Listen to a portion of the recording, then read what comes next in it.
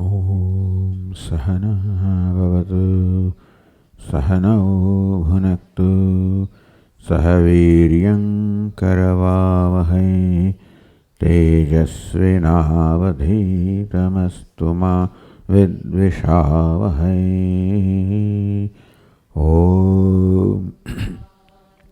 शान्ति शान्तिः। ॐ पूर्णमदः पूर्णमिदं पूर्णात् पूर्णमुदच्यते पूर्णस्य पूर्णमादाय पूर्णमेवावशिष्यते। ॐ शान्ति शान्ति शान्तिः। श्रुतिस्मृतिपुराणानाम् आलयं करुणालयं नमामि भगवत्पादं शङ्करं लोकशङ्करं शङ्करं शङ्कराचार्यं केशवं बादरायणं सूत्रभाष्यकृतौ वन्दे भगवन्तौ पुनः पुनः। ईश्वरो गुरुरात्मेति मूर्तिभेदविभागिने व्योमवद्व्याप्तदेहाय दक्षिणामूर्तये नमः। ॐ वाङ्मे मनसि प्रतिष्ठिता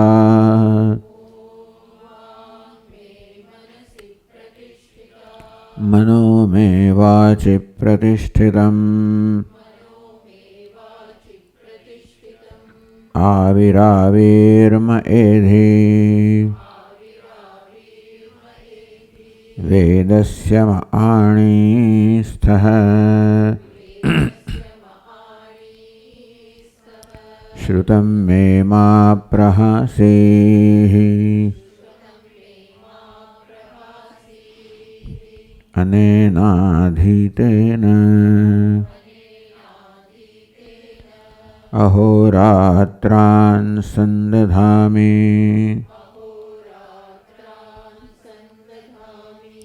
ऋतं वदिष्यामि सत्यं वदिष्यामि तन्मामवतु तद्वक्तारमवतु अवतु माम् अवतु वक्तारमवतु वक्तारम्।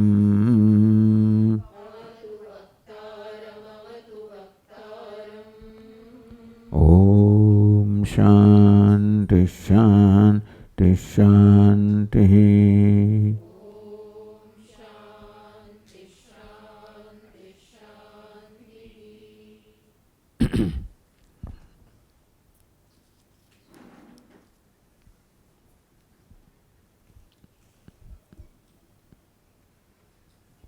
तो 36वां श्लोक में कहे छे उपादिष्वपि सर्वेषु सामिथ्यामिप्यात् प्रत्यगात्मनः प्राणप्रज्ञाद्वयं योग्यम् अत्यन्तं तेन लक्ष्यते। प्राणशब्दोऽभिधावृत्या वायुं चेष्टकमाहहि प्रज्ञाशब्दो ज्ञानहेतुं बुद्धिं वक्ति स्वशक्तितः।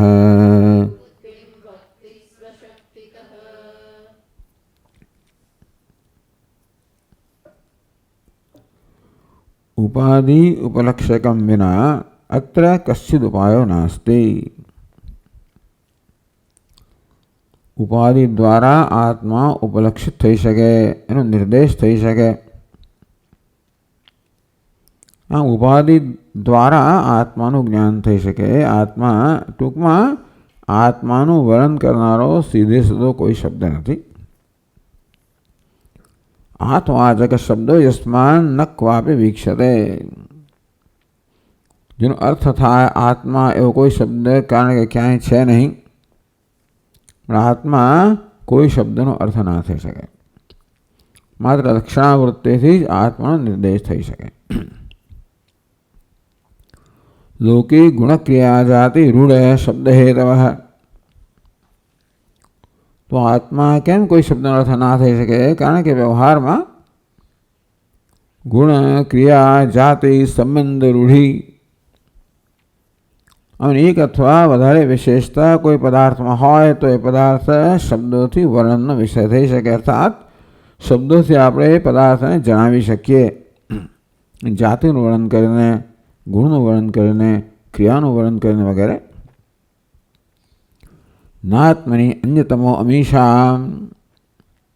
આત્મામાં જાતિ પણ નથી, ગુણ નથી, ક્રિયા નથી, સંબંધ નથી, એની રૂઢિ પણ નથી.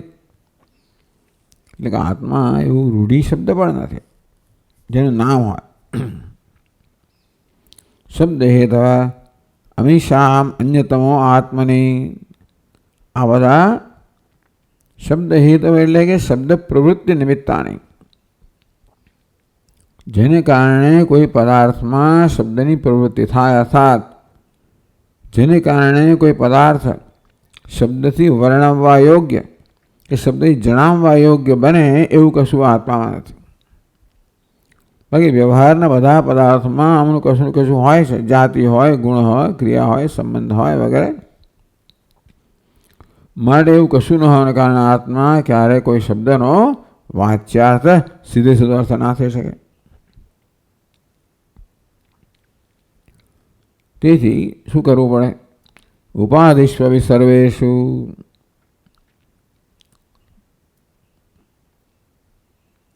સામીપ્યાત પ્રત્યેગાત્મન. તો ઉપાધિ દ્વારા એનું ઉપલક્ષક, ઉપાધિ એની ઉપલક્ષક બને છે. ઉપાધિ કહો, વેશ કહો. તો ઉપલક્ષક અર્થાત એને જણાવનારી, એનો નિર્દેશ કરનારા સાધન બને. નિર્દેશ કરીને પોતે તો જતા રહ્યા પછી. પેલું તીર છે, નિર્દેશ કરીને પોતે તો જતું રહે.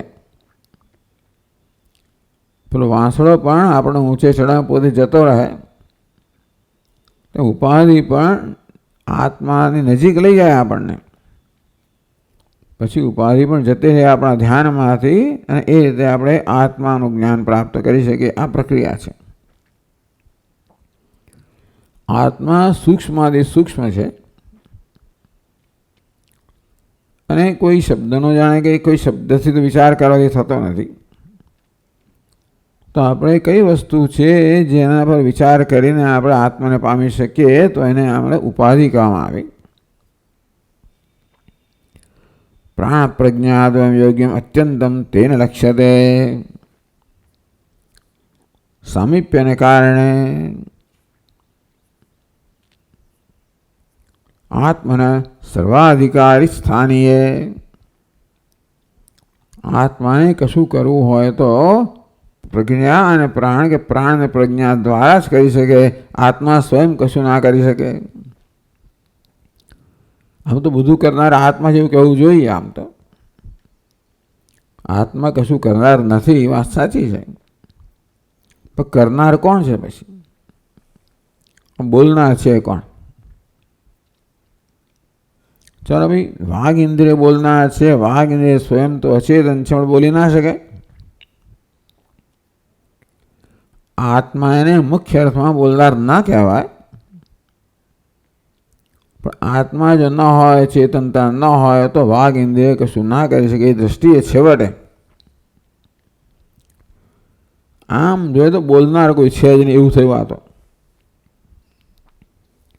વાઘ ઇન્દ્રિય અચેતન હોવાને કારણે બોલનાર ન હોય, અને આત્મા નિર્વિશેષ હોવાને કારણે બોલનાર ન હોય. એટલે આમ જોઈએ તો કશી વસ્તુ ખરેખર સમજાવી શકાય એમ છે જ નહીં. કે આત્માની સત્તા એક પ્રકારની છે, પારમાર્થિક સત્તા. વાઘ ઇન્દ્રિય વગેરે વ્યાવહારિક સત્તા છે, માટે ખરેખર કે બે કોઈ સંબંધ છે નહીં. છતાં કોઈક રીતે સંબંધ બંધાય છે ખરો, એ સન્નિધિ કહેવામાં આવશે. પણ છેવટે જોવા જઈએ તો બધું કરનાર આત્મા જ છે. જગતનું સર્જન કરનાર, પાલન કરનાર, લય કરનાર, નિયંત્રણ કરનાર, આ બધી સંવાદિતા, નિયમ, કાયદો જાળવી રાખનાર છે આત્મા જ છે ને. ટૂંકમાં આ બધું કરનાર ચેતન જ હોય. અચેતન તો ના કહી શકે, ચેતન એક આત્મા છે, એ જ બધું કરે છે એમ કહેવાય. પણ સ્વયંમાં કશું કરવાની એનામાં યોગ્યતા જ નથી. એમ કહેવાય કે જાણે કે કશાક દ્વારા, આમ તો એને શરીર પણ જોઈએ, કર્મેન્દ્રિયો જોઈએ, જ્ઞાનેન્દ્રિયો જોઈએ, અનેક વસ્તુ જોઈએ. પણ નજીકમાં નજીક કોણ છે? આ પ્રાણ અને પ્રજ્ઞા આત્માની. અને એ દ્વારા પછી પ્રજ્ઞા દ્વારા, જ્ઞાનેન્દ્રિય દ્વારા વિષયોનો સંપર્ક કરીને એ રીતે વિષયનું જ્ઞાન પ્રાપ્ત કરે, પ્રજ્ઞા પ્રાપ્ત કરે. પ્રાણ દ્વારા, કર્મેન્દ્રિયો દ્વારા, ચેષ્ટા દ્વારા જગત પ્રત્યે પ્રતિભાવ દર્શાવે. આમ જગતનો ઉદ્દીપનો પ્રાપ્ત કરવા એ થાય છે જ્ઞાનેન્દ્રિયો દ્વારા, એ થાય છે પ્રજ્ઞા કે બુદ્ધિ દ્વારા. એ કરનાર કહેવાય કે આત્મા છે. આપણે જગતને પ્રતિભાવ દર્શાવીએ છીએ કર્મેન્દ્રિયો દ્વારા. તો જ્ઞાનેન્દ્રિયો દ્વારા જગતના ઉદ્દીપનો પ્રાપ્ત કરીએ, માહિતી પ્રાપ્ત કરીએ. કર્મેન્દ્રિયો દ્વારા આપણો પ્રતિભાવ દર્શાવે. આ પ્રકારનો વ્યવહાર. એટલે આત્માને બધું જોઈએ, એ માટે દેહ પણ જોઈએ. આમ કહે કે આ બધાને રહેવાનું રહેઠાણ જોઈએ ને પાછું કોઈ. એ રીતે આત્માને આ બધાની જરૂર તો પડે છે કશું કરવા માટે, કશું વ્યવહાર કરવા માટે, ટૂંકમાં કોઈ ઉદ્દીપન પ્રાપ્ત કરવા માટે કે પછી પ્રતિભાવ દર્શાવવા માટે આત્માને બધી સામગ્રી જોઈએ. જો સ્થૂળ દેહ ના હોય તો સૂક્ષ્મ દેહથી કશું થઈ ના શકે. કર્મેન્દ્રિયો તો આમ કર્મ ના થાય, ચેષ્ટા ના થાય. એ રીતે પ્રાણ પ્રજ્ઞા દ્વયમ પ્રત્યેગાત્મન સામીપ્યાત સર્વેષુ ઉપાધિષુ. સ્થૂળ દેહ પણ ઉપાધિ છે, કર્મેન્દ્રિયો ઉપાધિ છે, જ્ઞાનેન્દ્રિયો ઉપાધિ છે, પ્રજ્ઞા પ્રાણ પણ ઉપાધિ છે. આ બધી ઉપાધિમાં પ્રાણ અને પ્રજ્ઞા બંને એક જોડી દેવામાં આવે છે.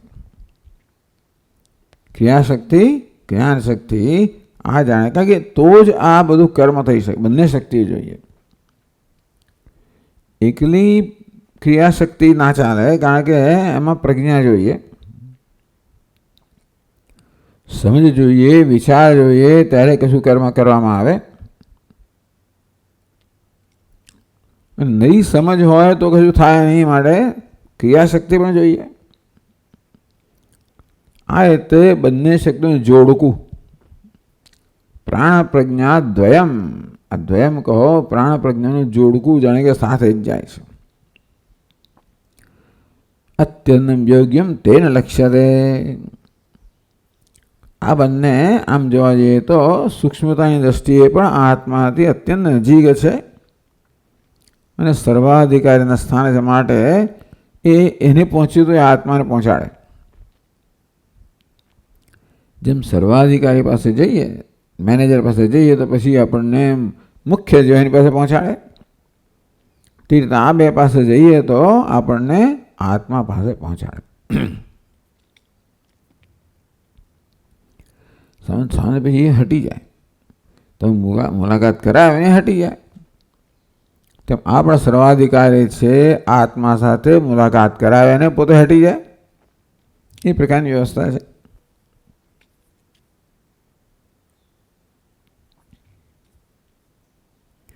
તે વિના ન કોપી વ્યવહાર હૈ આત્મનૈતિ. આ બે સિવાય આત્માનો કોઈ વ્યવહાર થઈ ના શકે.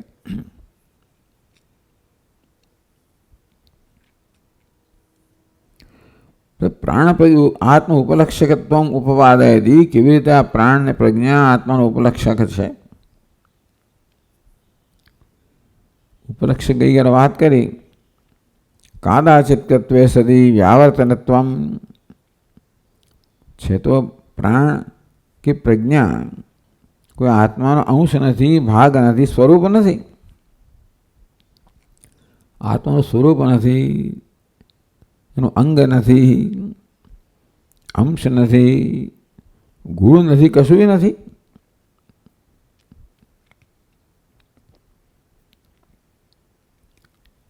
અને છતાં પણ આત્મલક્ષકત્વ કદાચિત એનો સંબંધ છે.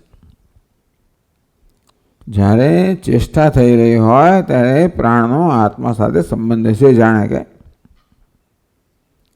જ્યારે આપણે જ્ઞાન પ્રાપ્ત કરી રહ્યા હોય, અનુભવ કરી રહ્યા ઇન્દ્રિયો દ્વારા, ત્યારે પ્રજ્ઞાનો આત્મા સાથે સંબંધ પછી નથી, એટલે સુષુપ્તો નથી હોત. ચાલો ને,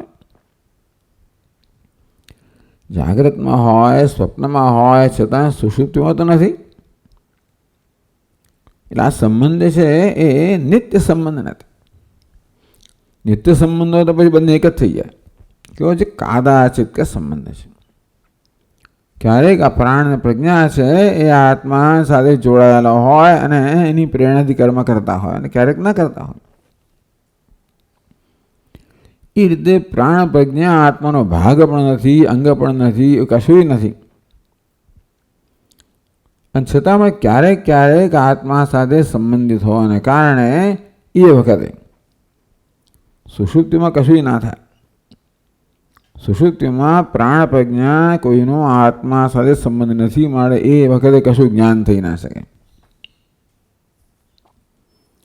એટલા માટે જાગ્રતમાં, સ્વપ્નમાં તો આપણે ભાન નથી હોતું. તો પ્રાણ પ્રજ્ઞાનો જ્યારે આત્મા સંબંધ હોય ત્યારે એ આત્માનું જ્ઞાન કરાવવાની ક્ષમતા ધરાવે છે, એટલે ઉપલક્ષક બને છે. પ્રાણ શબ્દ અભિધાવૃત્યા વાયમ ચેષ્ટિકમ આહી. પ્રાણ અભિધાવૃત્તિ કહો, વાચ્યાર્થ કહો. પ્રાણ શબ્દનો શું છે? તો કે વાયુ. પ્રાણ આપણે સમજીએ છીએ વાયુ, કારણ કે આ પ્રાણ છે વાયુનો જ વિકાસ છે. અને વળી વાયુ શું કહે છે? ચેષ્ટિકમ, બધી ચેષ્ટા, બધી પ્રવૃત્તિ માટે જવાબદાર છે. ચેષ્ટા માટે કશું હલનચલન થાય ને, પાપણ પણ ઉઘાડબંધ થાય, માટે વાયુ તો જોઈએ છે. કંઈ પણ ચેષ્ટા થતી હોય તો એનું એ ચેષ્ટાનો ચેષ્ટક, ચેષ્ટા કરનાર કે કરાવનાર વાયુ છે, જે વાયુને પ્રાણ કહેવામાં આવે છે.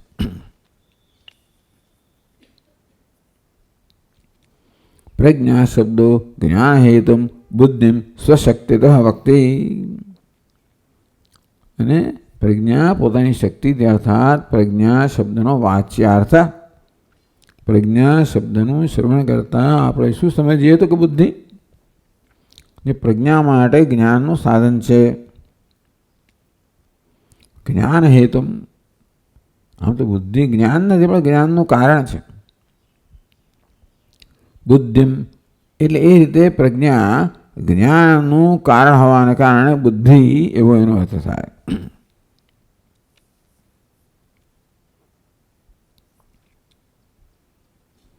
પ્રાણ પ્રજ્ઞાયો અધ્યાસ અધિષ્ઠાનત્વાત તયો હેતુ આત્મા યદિ ઉપચારાદ ઉચ્યતે.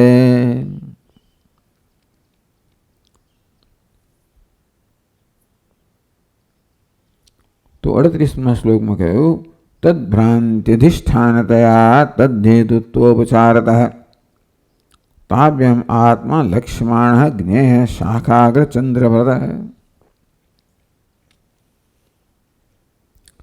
તદ્ભ્રાંતિ અધિષ્ઠાનતયા, આ તત્વનો અર્થ ભાઈ પ્રજ્ઞા પ્રાણ થવાનો. તદ્ભ્રાંતિ અધિષ્ઠાનતયા, આ પ્રાણ પ્રજ્ઞાનું અધિષ્ઠાન હોવાને કારણે, કે ભ્રાંતિનું અધિષ્ઠાન હોવાને કારણે. તદ્ભ્રાંતિ, એમાં એવું કહેવામાં આવ્યું કે પ્રાણ પ્રજ્ઞા છે ભ્રાંતિ છે, પ્રાણ પ્રજ્ઞા રૂપી ભ્રાંતિ. તો અધિષ્ઠાન તો ભ્રાંતિનું જ હોય ને, અધ્યારોપનું હોય, અધ્યાસનું હોય. તો પ્રાણ પ્રજ્ઞા રૂપી ભ્રાંતિ છે, માટેનું અધિષ્ઠાન હોવું જોઈએ. ભ્રાંતિનો અર્થ આપણે સમજવાનું કે એની વ્યાવહારિક સત્તા છે. જેને આપણે મિથ્યા કહીએ છીએ. એટલે પ્રાણ પ્રજ્ઞા એ પારમાર્થિક સત્તા નથી, અબાધિત નથી. અને તેથી એ સુષુપ્તિમાં એનું જાણે કે લય થઈ જાય, નાશ થઈ જાય, જાગ્રતમાં આવી ઉત્પત્તિ થાય. ઉત્પત્તિ લય અને વડા હોવાને કારણે અને અધીન હોવાને કારણે એ નિત્ય તો નથી, અબાધિત નથી, સત્ય નથી. એ સત્ય ના હોય એ શું કાદાચિત કે હમણાં છે ને પછી નથી. વેદાંત શાસ્ત્ર કહે કે આ વસ્તુ આભાસ છે, આ વસ્તુ સ્વયં સત્ય નથી. એ સત્ય હોય ને એ પોતાના હવા માટે કશા પર આધારિત ન હોય. એટલા મળે સત્ય વસ્તુ હોય જ ન હોય બને જ નહીં.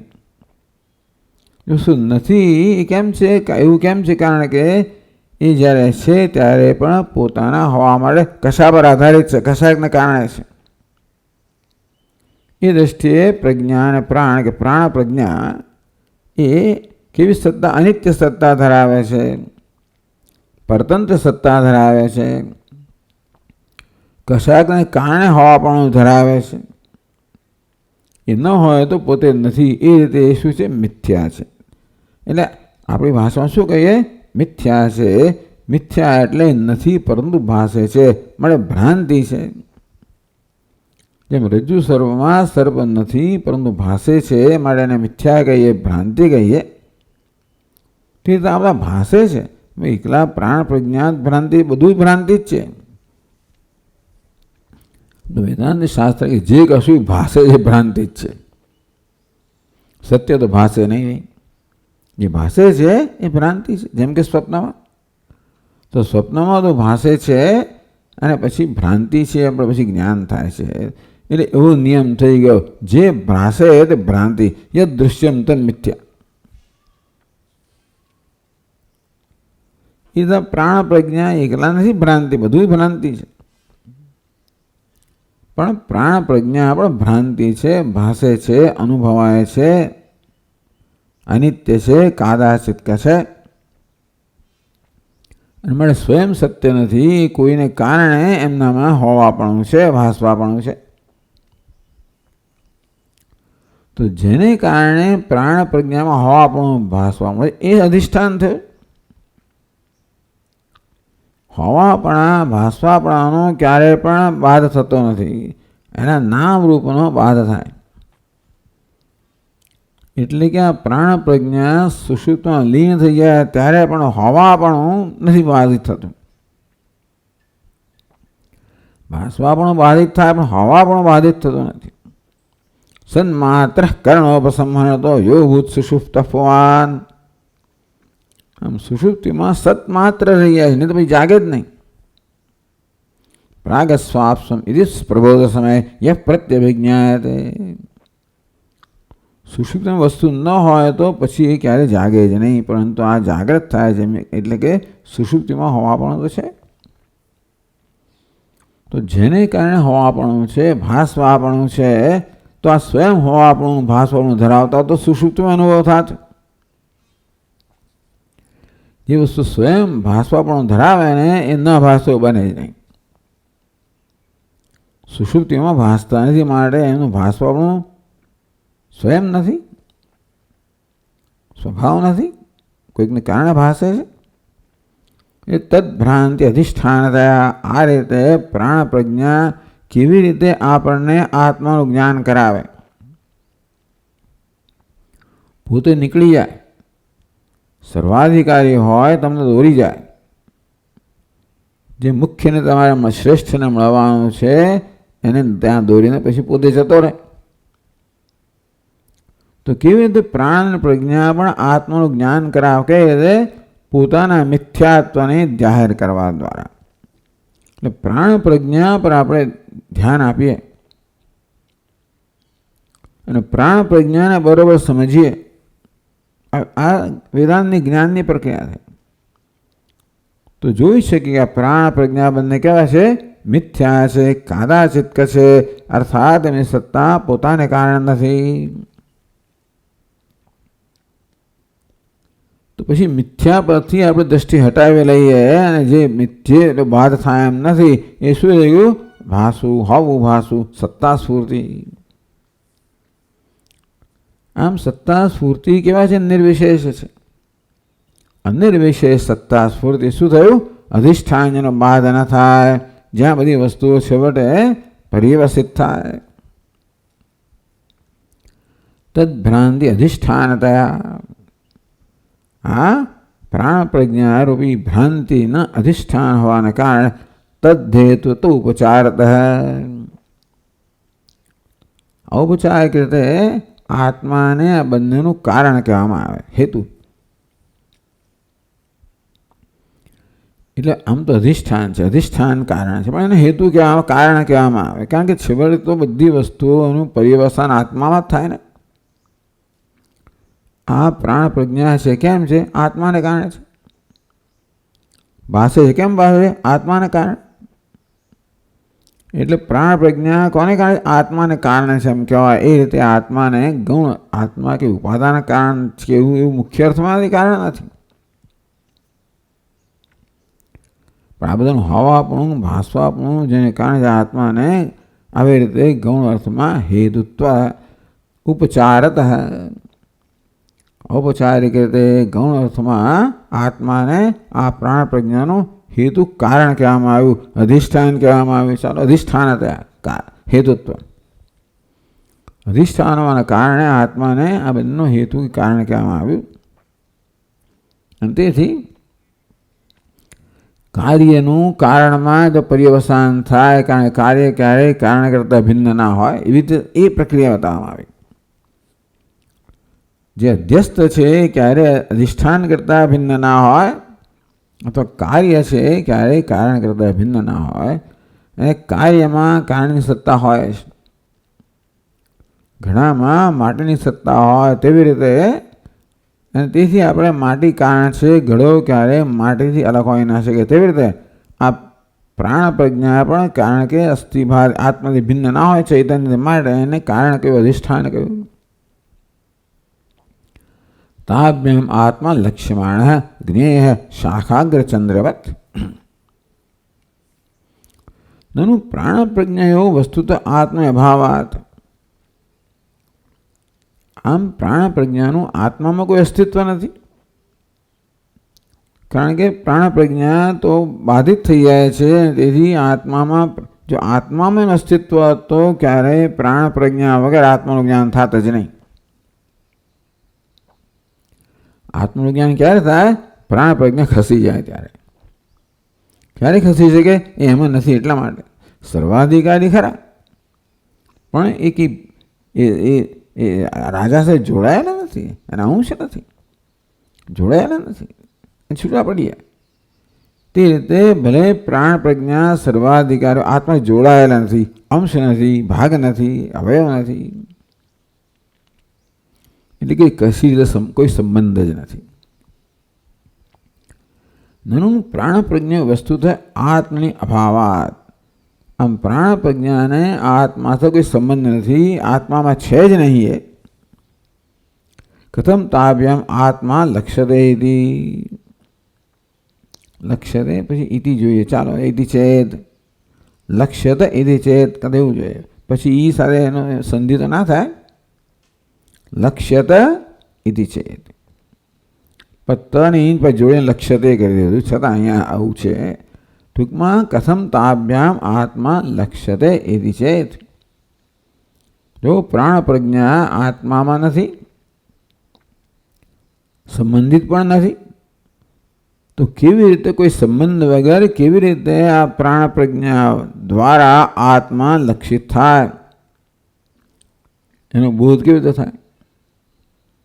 એ જતા જ રહે અંત પછી આત્માનો બોધ થયો કેવી રીતે?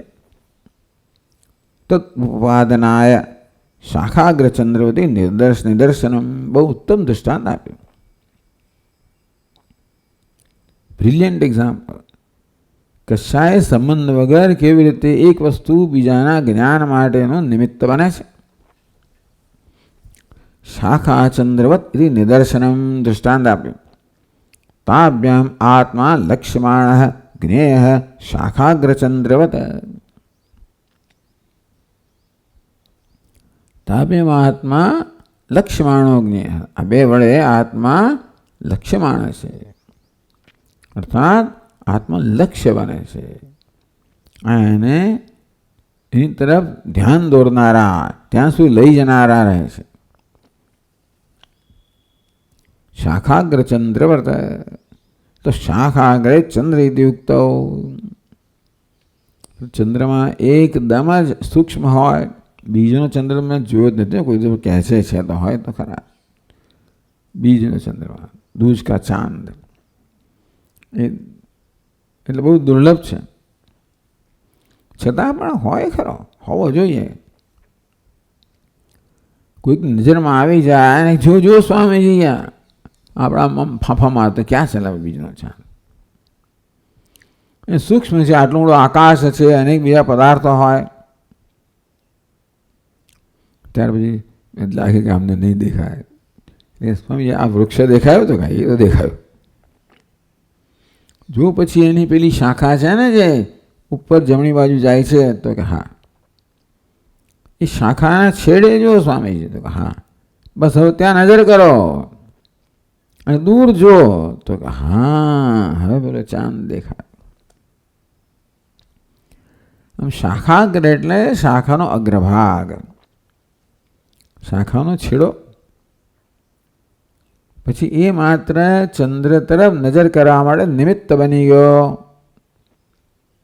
પછી ચંદ્રના દર્શન કરી ત્યારે શાખાના અગ્રભાગના દર્શન નથી, કોઈ સંબંધ નથી બેન. એક તો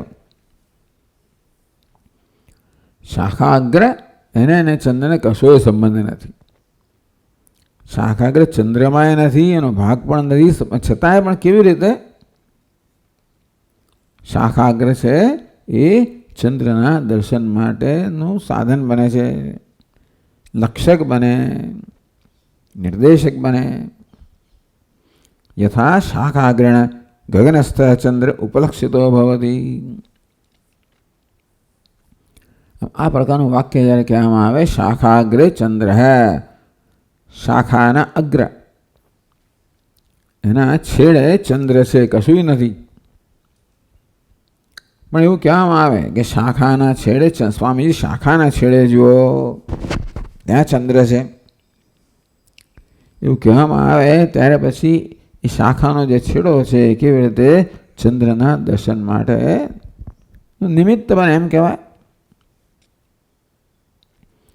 ચંદ્ર ઉપલક્ષિતો ભવતી. આ રીતે ઉપલક્ષક છે અને એ તરફ ધ્યાન દોરનારો છે, એનું જ્ઞાન કરાવનારો છે. ઉપલક્ષક એટલે શાખાગ્ર છે, ચંદ્રનું જ્ઞાન કરાવનારો છે.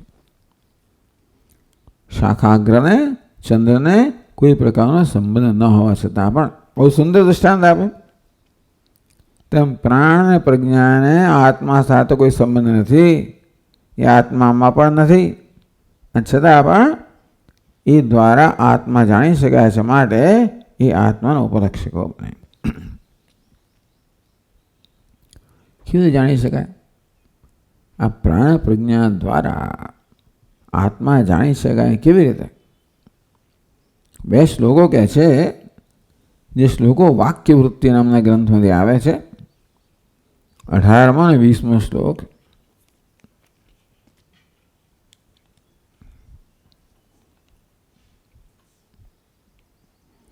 ઇદાનીમ દૃશ્યત્વેનેવ અચેતનત્વે સિદ્ધે સતી અપી. આ દેહ ઇન્દ્રિય પ્રાણ મન અહીંયા મુખ્યત્વે આ બધી બહુ ઉપાધિઓ છે આત્માની, પણ આ પ્રાણ પ્રજ્ઞા જે છે ખરેખર તો અચેતન છે.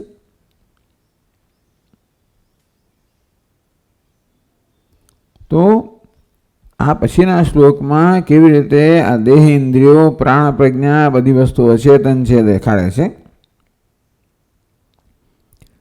અને આત્મા એનાથી વિલક્ષણ છે, ચેતન છે. એ પ્રકારે આત્મા એનું વિલક્ષણ છે, ચેતન છે, પહેલાં પ્રતિપાદન કરે છે કે આ દેહેન્દ્રિય બધા કેવા છે? અચેતન છે. આત્મા એમનાથી વિલક્ષણ છે. એ વાત પછીના શ્લોકમાં પ્રતિપાદન કરે છે. કહે છે દેહેન્દ્રિયાદયો ભાવાઃ જ્ઞાનાદિવ્યાપ્રતિક્ષમાઃ યસ્ય સન્નિધિમાત્રેણ સોહમિત્યવધારય.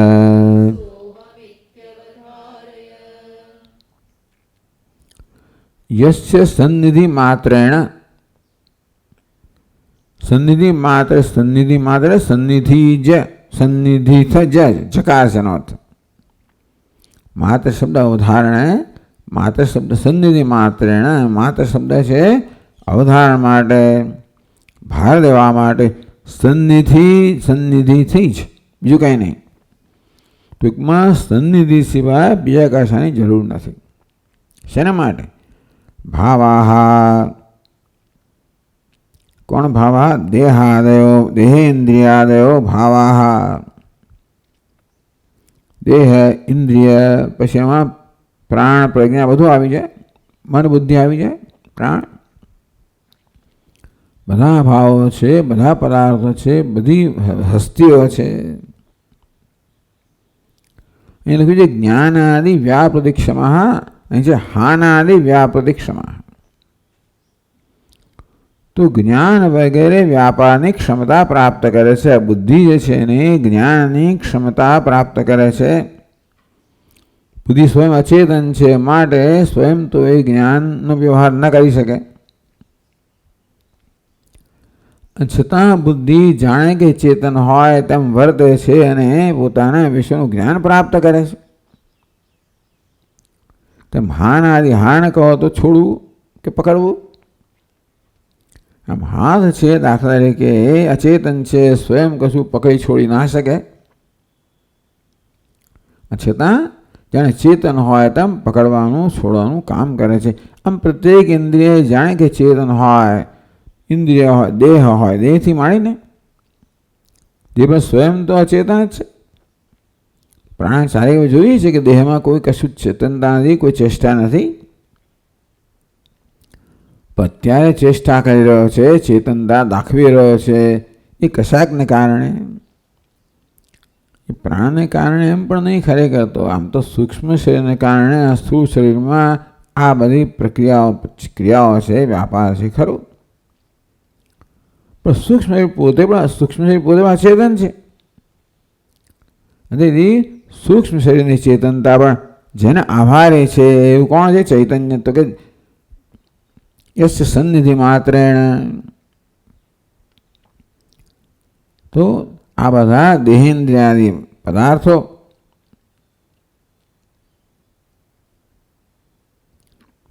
અચેતન હોવા છતાં પણ જે ચૈતન્યની સન્નિધિ માત્રથી પોતપોતાનો વ્યાપાર કે પોતપોતાની પ્રવૃત્તિ કરવા સમર્થ થાય છે. આવો શ્લોક આવે, યસ્ય સન્નિધિ માત્રેણ દેહેન્દ્રિય મનો ધ્યેય વિષયેષુ કે વ્યાપારેષુ સ્વકીયેષુ વર્તન્તે. વ્યાપાર જોઈએ ખરેખર તો વિષય કરતા, પણ ચાલો વિષયેષુ સ્વકીયેષુ કે વ્યાપારેષુ સ્વકીયેષુ વર્તન્તે પ્રેરિતા એવા. એ યસ્ય સન્નિધિ માત્રેણ દેહેન્દ્રિય મનોધ્યેય, જેની સન્નિધિ માત્રથી દેહ, ઇન્દ્રિય, મન, બુદ્ધિ બધા પોતાના વ્યાપારમાં, પ્રવૃત્તિમાં પ્રવૃત્ત થાય છે કે વિષયોમાં પ્રવૃત્ત થાય છે. સોહમિત્ય વધારે. તો કેવી રીતે આ દેહ, ઇન્દ્રિય, મન, બુદ્ધિ જે બધી ઉપાધિ છે અચેતન છે ને છતાં પણ ચેતનતાનું અભિવ્યક્ત પ્રદર્શન કરે છે. તો એ ચેતનતા જેને કારણે સોહમ એ હું છું. આ પ્રકારે પહેલાં આના પર ધ્યાન આપવામાં આવે. દેહેન્દ્રિયાદીનામ ચૈતન્ય સાન્નિધ્યાદેવ હાનાદિ સંસાર વ્યાપારેતિ તેષામ શકટાદવત અચેતનત્વમ દર્શિતમ. શકટ એટલે ગાડું કે રથ. જે સ્વયં અચેતન હોય એ સ્વયં પ્રવૃત્ત થઈ ના શકે. તો શકટ એટલે ગાડું ક્યારે પ્રવૃત્ત થઈ શકે, ક્યારે દોડી શકે? એને બળદ ખેંચનારો હોય ત્યારે. રથ પણ ક્યારે દોડે? ઘોડો ખેંચનારો હોય કે સારથી એને પ્રવૃત્ત કરનારો હોય. સાદો નિયમ કહેવામાં આવ્યો કે અચેતનની સ્વયં પ્રવૃત્તિ હોય જ નહીં. હંમેશા કોઈક ચૈતન્યની સન્નિધિમાં જ અચેતનમાં પ્રવૃત્તિ આવે. આ રીતે આ દેહ, ઇન્દ્રિય, મન, બુદ્ધિ આ બધું સ્વયં અચેતન છે, કારણ કે એ પ્રકૃતિના વિકાર છે. પંચમહાભૂતમાંથી સર્જાયેલા છે, સ્વયં અચેતન છે, છતાં આપણે ચેતન વ્યાપાર કરી રહ્યા છે. માટે એ ચેતન એટલે એને લિંગ શરીર કહેવામાં આવે. સૂક્ષ્મ શરીરને લિંગ એટલે કે પુરાવો, તો ચિહ્ન. આ સૂક્ષ્મ શરીર સ્વયં અચેતન છે, છતાં પણ ચેતનની જેમ વ્યાપાર કરી રહ્યો છે. એ શું છે? એક પુરાવો થયો. શેના માટે? ચિહ્ન થયું, કોઈક ચેતન ન હોવા માટે. એ સૂક્ષ્મ શરીર છે એ ચેતન આત્માનો નિર્દેશ કરે છે. તો આ રીતે અચેતનની પ્રવૃત્તિ આપણને ચેતનનું જ્ઞાન કરાવે. અચેતન પર ધ્યાન આપીએ, એ ધ્યાન આપી શકીએ એમ છે. દેહ, ઇન્દ્રિય, પ્રાણ, મન, બુદ્ધિ આ જે છે તો આપણા જ્ઞાનના વિષયો છે કે એને બનાવી શકીએ છીએ. દુનિયાના વિષયમાંથી ધ્યાન હટાવીને દેહ પર, એમાંથી હટાવીને ઇન્દ્રિય પર, બધું હટાવીને મન પર, બધું હટાવીને બુદ્ધિ પર, એમાંથી હટાવીને પછી સોહમિતિ અવધારય, આ જેને કારણે જે ચૈતન્ય હું છું. હવે શું થયું કે વિષયમાંથી વિષય પર આવવાનું છે. આ પ્રવૃત્તિ દેહેન્દ્રિયાદય, દેહેન્દ્રિય વગેરે તો વિષય છે, દૃશ્ય છે. એ ચેતનતા અભિવ્યક્ત કરે છે. એના તરફથી પછી છેવટે એના નામરૂપ છે, દેહેન્દ્રિય છે, એ ધીમે ધીમે ધીમે મનમાં વાત થઈ જાય અને માત્ર ચેતન પર જ દ્રષ્ટિ રહે. સોહમ એ ચેતન અન્યત્ર નથી, એ હું છું. આ પ્રકારે આ ઉપાધિ છે એ ચૈતન્ય આત્મા જ હું છું એના જ્ઞાન માટેનું સાધન બને.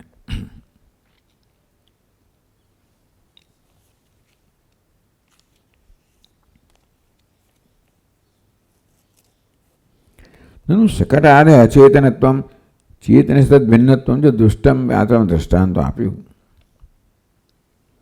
શું શકટ એટલે ગાડું.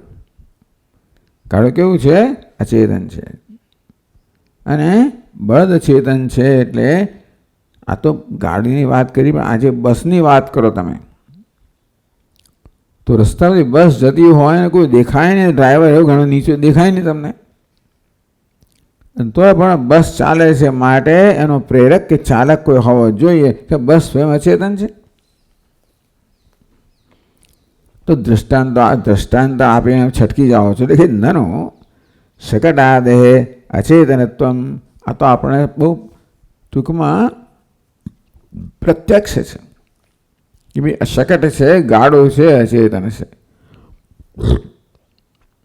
ચેતન એનો ચાલક છે, ચેતન છે, એનાથી ભિન્ન છે. આ બંને જોઈએ છે આપણે, એટલે તમારું દ્રષ્ટાંત સમજ્યા. કુતો દેહાદ અચેતનમ ચેતન તદ્ભિન્નત્વમ. પણ તમે આ દ્રષ્ટાંત આપો છો, પરંતુ શું આપણે આ પ્રકારે દેહ આદિને અચેતન તો જોઈ શકીએ જુદા, આત્મા ચેતન જુદો જોઈ શકીએ એવું ખરું કે નહીં? એવું થવું જોઈએ ને. તો દ્રષ્ટાંતમાંથી એવું નથી થતું. એટલે દૃષ્ટાંતને હવે આપણે છોડીને પછી દાષ્ટાંત પર જવું પડે. એટલે દૃષ્ટાંતના બધા જ અંશ લાગુ નથી પડતા. એટલે કહે છે પછીના શ્લોકમાં, અજડાત્મવદાભાંતિ યસ્સાન્નિધ્યાત જડા અપી દેહેન્દ્રિય મનઃ પ્રાણાઃ સોહમિત્યવધારય.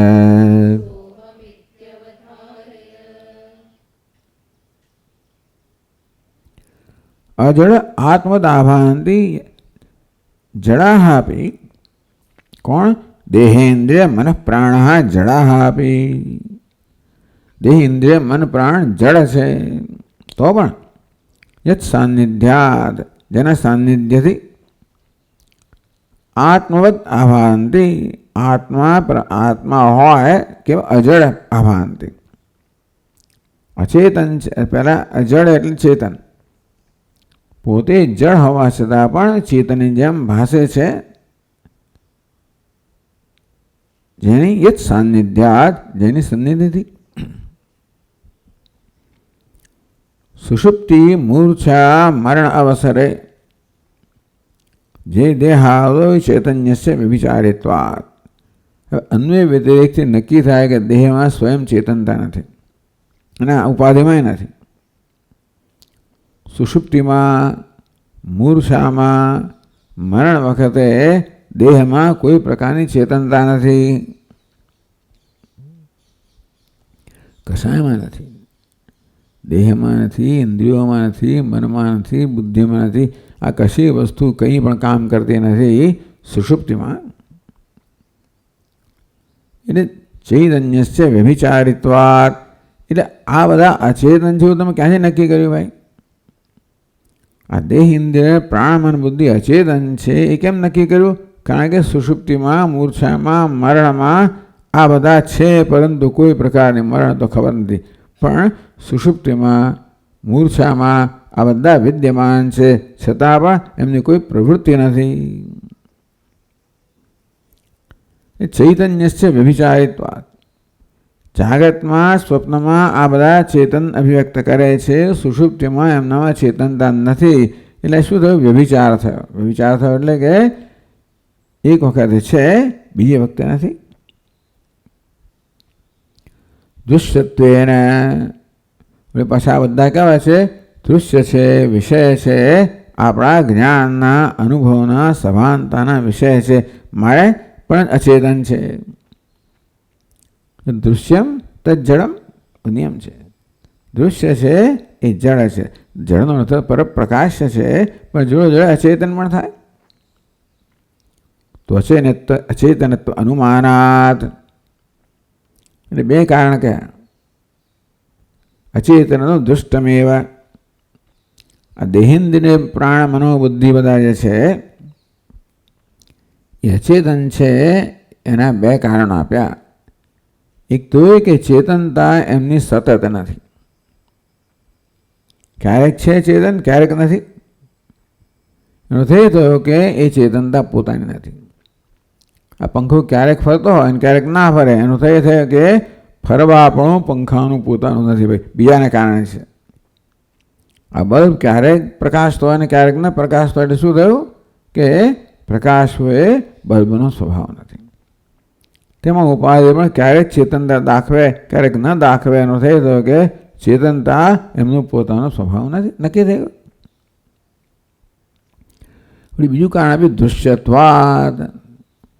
તો ચૈતન્ય છે વ્યભિચારિત્વાદ અને દૃશ્યત્વેન અચેતન. દૃશ્ય છે માટે પણ અચેતન. ઘટપટ છે કે દૃશ્ય છે એ અચેતન છે.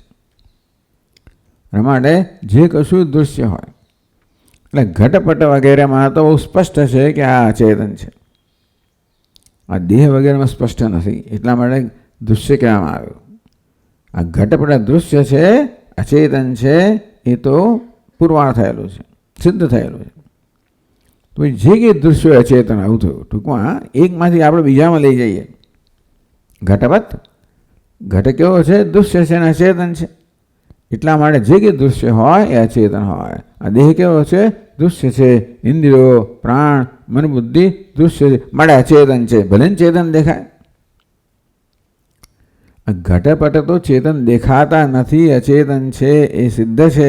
એટલાને પાછા દૃશ્ય છે. તો દૃશ્યત્વ અને અચેતનત્વ સાથે ગયા. એટલે બેમાં એક દેખાય એટલે બેને સમજી લો. એના આપણે પેલા ઇનસેપરેબલ બે વેરિયેબલ સાથે. ઘણા લોકો મિત્રો એવો અને અમે સાથે એક એટલે બે સમજી લો હશે જ. તેવી રીતે આ દૃશ્યત્વ અને અચેતનત્વ સાથે જ હોય. હવે આ ઘટપટમાં આપણે બંને સાથે જોઈએ જ છે. દુનિયાના બધા પદાર્થોમાં જોઈએ છે. આ દેહમાં હવે સંશય જાય છે કે દેહ કેવો છે. દેહ તો ચેતન હોય એમ ભાસે છે, પણ દૃશ્ય છે. દૃશ્ય છે માટે અચેતન હોવો જ જોઈએ. દૃશ્યત્વ અચેતનત્વ હંમેશા સાથે જાય. દેહ છે, પ્રાણ છે, મન છે, ઇન્દ્રિયો, મન, બુદ્ધિ, આ બધું શું છે? દૃશ્ય જ છે. એટલે કે મનની આંખોમાં તો દેખાય છે. દેહ તો ચક્ષુરૂપી આંખથી પણ દેખાય છે, પણ ઇન્દ્રિયો વગેરે આપણે મનમાં જોઈ શકીએ છીએ, અનુભવી શકીએ છીએ. એટલા માટે એ પણ દૃશ્ય, જે અનુભવનો વિષય હોય દૃશ્ય હોય. દૃશ્ય હોવાને કારણે અચેતન છે એવું નક્કી થયું. આ પ્રકારે અચેતનત્વ અનુમાનાચ. એક તો ચૈતન્ય છે વ્યભિચારિત્વાય, ચૈતન્ય વ્યભિચાર થાય છે એ પરથી કહેવાય કે ચેતનતા એમની પોતાની નથી, એ કાદાચિત છે, આગંતુક છે, પણ અન્ય કશાને કારણે છે. અને વળી દૃશ્ય છે, જે દૃશ્ય હોય અચેતન હોય, પણ અનુમાનથી પણ આ બધા ભલે ચેતન દેખાતો, એટલે આ બધું કરવું પડે છે ને. ઘટપટ માટે કંઈ કરવું ના આપણે, સ્પષ્ટ છે. પણ આ બધા ચેતન, તકલીફ ત્યાં છે, આ બધા ચેતન હોય એમ ભાષે એટલા માટે એમાં આત્મબુદ્ધિ થાય ને. કોઈ ઘડાને અહમ કહેતો નથી. ઘટપટને ટેબલ ખુરશીને કોઈ અહમ નથી, કારણ કે અચેતન છે બહુ સ્પષ્ટ છે. પણ દેહ અચેતન છે, સ્પષ્ટ નથી. એ ચેતન હોય એ પ્રકારે વ્યવહાર કરી રહ્યો છે, ભાસી રહ્યો છે, એટલા માટે આ ભ્રમ થાય છે કે હું એમાં આત્મત્વનો ભ્રમ થાય છે. એટલે આ વિવેકને જરૂર પડે. ઇદમ શરીરમ કૌંતેય ક્ષેત્રમિતિ અભિધીયતે. એ કૌંતેય આ સ્થૂળ દેહ છે, સૂક્ષ્મ દેહ ક્ષેત્ર છે, એ ક્ષેત્ર જ્ઞાનથી જુદો છે, એ અનાત્મા છે, દૃશ્ય છે, વિષય છે.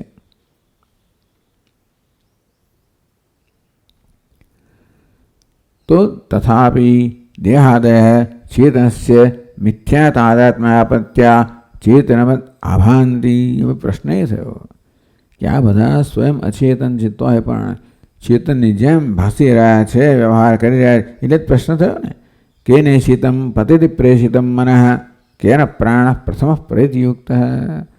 આ મન કોની પ્રેરણાથી? ખરેખર તો કોની સન્નિધિથી?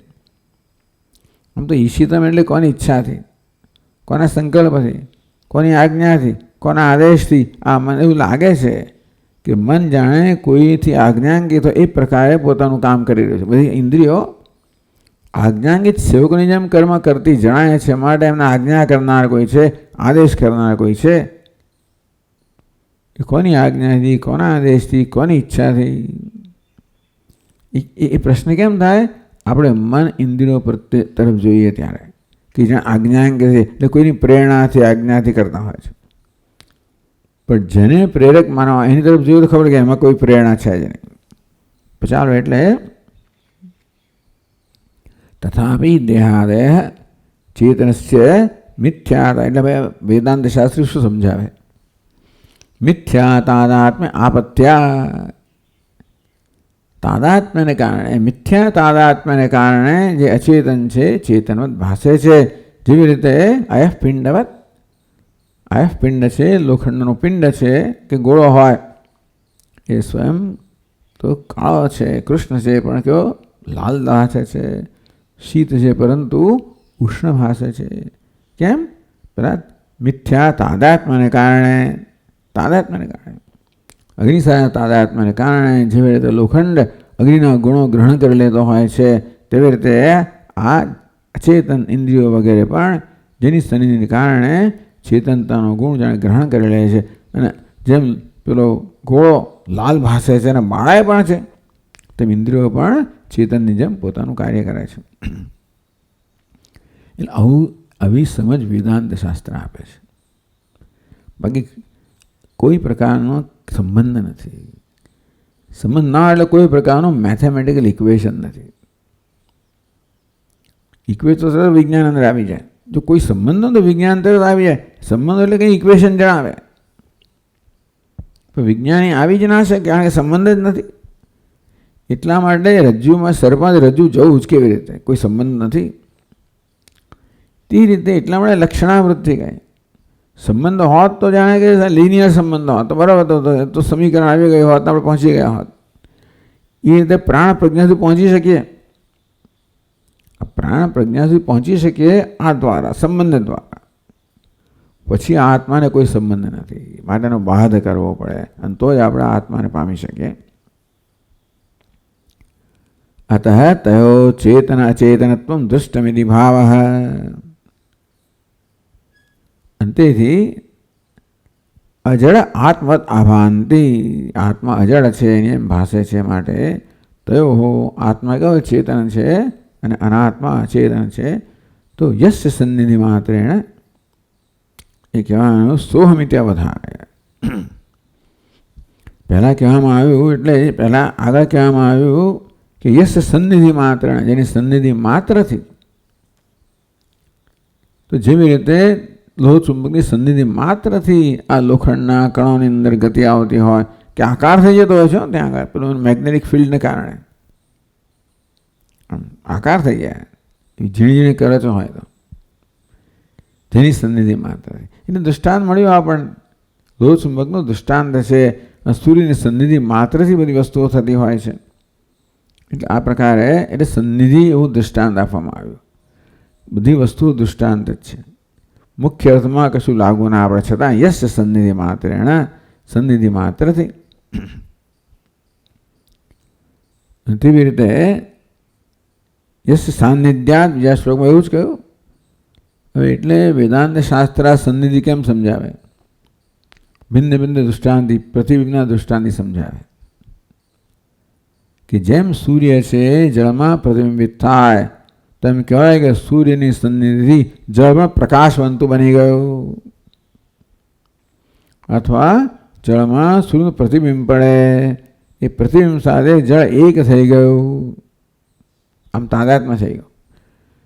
એ તાદાત્મ્ય એટલે તાદાત્મ્ય કેવું છે? સૂર્ય સાથે તાદાત્મ્ય નથી, સૂર્યના પ્રતિબિંબ સાથે તાદાત્મ્યને કારણે જળ પણ સૂર્યના ગુણ જાણે કે ધારણ કરેલા છે. તે રીતે ઉપાધિનું સીધું તાદાત્મ્ય ના હોય, ઉપાધિનું પણ ચૈતન્યના પ્રતિબિંબના તાદાત્મ્યને કારણે. તાદાત્મ્ય તો બંને સમાન સત્તા વચ્ચે હોય. આમ અગ્નિ અને લોખંડ સમાન સત્તા ધરા માટે તાદાત્મ્ય હોય. તો તેવી રીતે આત્માનો તાદાત્મ્ય ન હોય, પરંતુ એટલા માટે આવું કહેવામાં આવ્યું કે ભાઈ આત્માનું પ્રતિબિંબ પડે છે બુદ્ધિમાં, અનાત્મામાં, ઉપાધિમાં. એટલે એ પ્રતિબિંબ તો એ જ પ્રકારની સત્તા પ્રાપ્ત કરે જેવી ઉપાધિની છે, પછી બંનેનું તાદાત્મ્ય થાય. એટલે ઉપાધિ પ્રતિબિંબના ગુણો ગ્રહણ કરે અને પ્રતિબિંબ છે બિંબ છે એને કારણે ગુણ પ્રાપ્ત કરે. એ રીતે આ બિંબરૂપી ચેતન છે એની સન્નિધિથી આ બધી ઉપાધિ ચેતનવંતી બને છે. એટલે આ પ્રકારે ઉપાધિની ચેતનતા દ્વારા આપણને આત્માનું ધ્યાન કરવાનું કે આત્માનું જ્ઞાન પ્રાપ્ત કરવાનું આપણા એક પદ્ધતિ શીખવાડે છે. જ્ઞાન કેમ પ્રાપ્ત કરવું એના પદ્ધતિ શીખવાડે. આ પ્રજ્ઞા પ્રાણ જે છે એ કેવી રીતે આત્માના જ્ઞાનનું સાધન બને કે નિમિત્ત બને, કે એમાં જે ચેતનતા છે, કોને આ શ્લોકમાં કયા પ્રમાણે જે ચેતનતા છે એ તરફ ધ્યાન કરીએ. અજળ છે, જળ છે, અજળવત ભાષે છે, તો એમાં જે ચેતનતા પહેલાં પ્રજ્ઞાને પ્રાણ તરફ નજર કરવામાં આવે, પછી એમની ચેતનતા તરફ નજર કરવામાં આવે. ચેતનતા માત્ર રહી જાય ને ભાઈ પ્રાણ પ્રજ્ઞા ના હોય, એ ચેતનતા હું છું એ પ્રકારે પછી અહમ જ્ઞાન થાય. આ પ્રકારે આ પ્રાણ પ્રજ્ઞા જે છે એ આત્માના જ્ઞાન માટેના નિર્દેશક બને, ઉપલક્ષક બને, એવું કહેવામાં આવે.